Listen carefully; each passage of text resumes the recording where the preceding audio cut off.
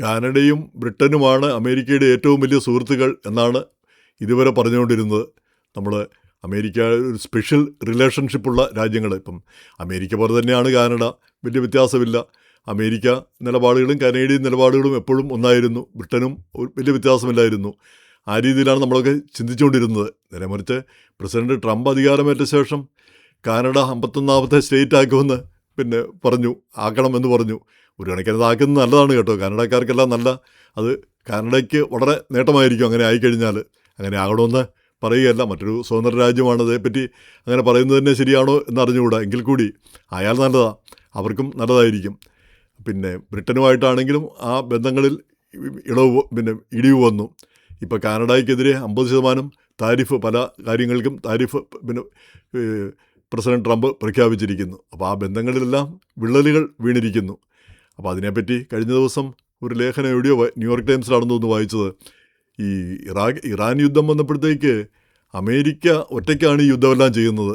നേരെ മറിച്ച് അവിടെ ബ്രിട്ടനുണ്ട്, ഫ്രാൻസുണ്ട്, ജർമ്മനിയുണ്ട്, അമേരിക്കയുടെ സഖ്യകക്ഷികൾ, യൂറോപ്യൻ യൂണിയൻ മൊത്തമുണ്ട്.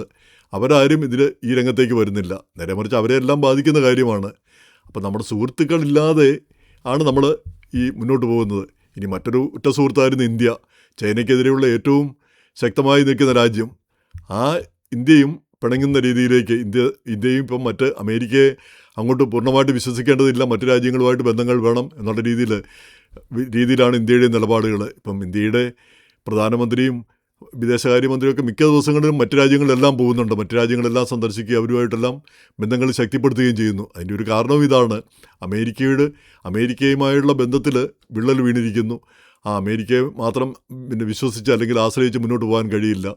അതേ അവസ്ഥ തന്നെ ഈ മിഡിൽ ഈസ്റ്റിലെ രാജ്യങ്ങൾ, ഈ സൗദി അറേബ്യ, കുവൈറ്റ്, ബഹ്റൈൻ, അങ്ങനെയൊക്കെയുള്ള ചെറിയ രാജ്യങ്ങൾ, അവരും ഖത്തർ, അവരും പ്രതിസന്ധിയിലായിരിക്കുന്നു. അമേരിക്കയെ വിശ്വസിച്ചാണ് അമേരിക്കയുടെ സംരക്ഷണയിലാണ് ഇത്രയും കാലം അവരൊക്കെ കഴിഞ്ഞിരുന്നത്. നേരെ മറിച്ച് ഇപ്പോഴിതാ ഇറാൻ അവരെയൊക്കെ ആക്രമിക്കുന്നു. അമേരിക്കയ്ക്ക് അത് തടയാനാവുന്നുമില്ല, വേണ്ട വിധത്തിൽ തടയാനാവുന്നുമില്ല. അപ്പോൾ ആ അമേരിക്കയുടെ ആ ഒരു ശക്തിക്ഷയം അവിടെ അവർ അനുഭവിക്കുന്നു, കാണുന്നു. അപ്പോഴാണ് അവർ പുതിയ കൂട്ടുകെട്ടിനെ പറ്റിയൊക്കെ ചിന്തിക്കുന്നത്. തുർക്കി, പാകിസ്ഥാൻ,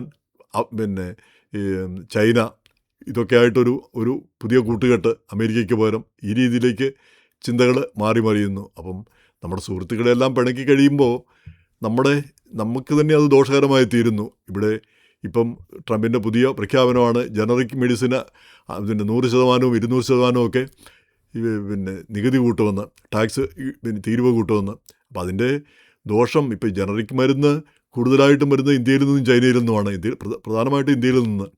അപ്പോൾ ഇപ്പം ഈ ആസ്പിരിൻ ആണെങ്കിലും അല്ലെങ്കിൽ ടൈലനോൾ ആണെങ്കിലും അതിൻ്റെ ജനറിക് വില കുറഞ്ഞ മരുന്നാകുമ്പം വയാഗ്ര ഇവിടെ 100 രൂപ കൊടുക്കേണ്ടടുത്ത് ഈ ജനറിക് ആണെങ്കിൽ 5 രൂപ കൊടുത്താൽ മതി. അപ്പോൾ ഇതെല്ലാം നല്ലൊരു പങ്ക് വരുന്നത് ഇന്ത്യ പോലുള്ള രാജ്യങ്ങളിൽ നിന്നാണ്. അപ്പോൾ അതിനെല്ലാം നികുതി, ടാക്സൊക്കെ കൂട്ടിക്കഴിഞ്ഞാൽ അത് അനുഭവിക്കുന്ന ആരാണ്? കാര്യം ആ രാജ്യങ്ങൾക്കെതിരായിട്ടാണ് എന്ന് തോന്നുമെങ്കിലും അത് ഇവിടുത്തെ കസ്റ്റമറാണ് അത് അനുഭവിക്കുന്നത്. അവർക്കാണ് അതിന് വില കൂടുന്നത്. അപ്പോൾ അതിൻ്റെ ഫലം ഇവിടുത്തെ ആളുകൾ ഈ ഇങ്ങനെയുള്ള നിലപാടുകൾ, ഇപ്പോൾ എണ്ണവില കൂടിയിരിക്കുന്നു. അപ്പോൾ ഈ ഇങ്ങനെയുള്ള നിലപാടുകൾ, ഇങ്ങനെയുള്ള പ്രശ്നങ്ങൾ ഇവിടെ നേരിട്ട് ബാധിക്കുന്നു. അപ്പോൾ അത് നമുക്ക് തന്നെ ദോഷകരമായി ബാധിക്കുന്നു എന്നാണ് പറയുന്നത്. ഇപ്പം നേരെ മറിച്ച് ജനറിക് മരുന്ന് ഈ മറ്റ് രാജ്യങ്ങളിൽ ഉണ്ടാക്കുന്നതിന് പോലെ അമേരിക്കയിൽ തന്നെ ഉണ്ടാക്കണമെന്നാണ് ട്രംപിൻ്റെ നിലപാട്. അത് നല്ലൊരു കാര്യം തന്നെയാണ്.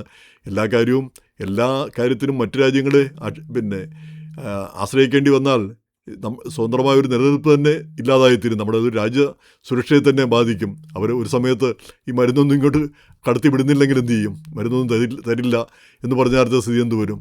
അപ്പോൾ അങ്ങനെയുള്ള കാലത്ത് ഇങ്ങനെയുള്ള സ്വതന്ത്രമായി നിൽക്കുന്ന നീക്കങ്ങളൊക്കെ വളരെ നല്ലത് തന്നെ. പക്ഷേ അതേസമയം തന്നെ ഈ സുഹൃത്ത് രാജ്യങ്ങളെ പിണക്കുന്നത്, അവരെ നമ്മളെ കൂടെ നിർത്താൻ കഴിയാതെ വരുന്നത്, അതും ഒരു ദോഷം തന്നെ. അതിപ്പം നമ്മൾ കണ്ടുകൊണ്ടിരിക്കുകയാണ്. അതിനൊരു മാറ്റം വരുമെന്ന് കരുതാം.